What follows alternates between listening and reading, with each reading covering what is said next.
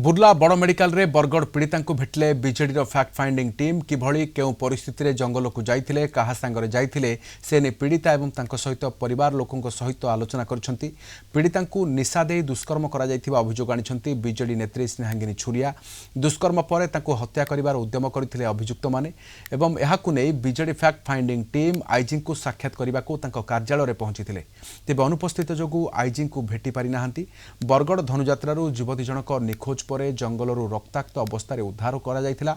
एबे से बुर्ला बड़ मेडिकल रे चिकित्साधीन अछंती। पीड़िता को न्याय न मिलिले जोरदार आंदोलन हेबो बोली स्नेहांगिनी कहिसंती। 5-6 दिन भितर 12 तारिख रु आज 16 तारिख पर्यंत पुलिस संपूर्ण भाव में निष्क्रिय।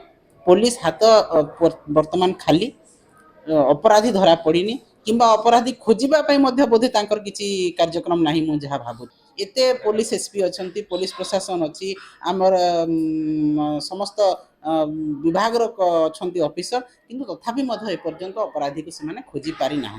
जदि तांकर पीड़िता परिवार से माने जहाँ को करुछंती संदेह कर गिरफ करने कथा कि एपर्यंत है।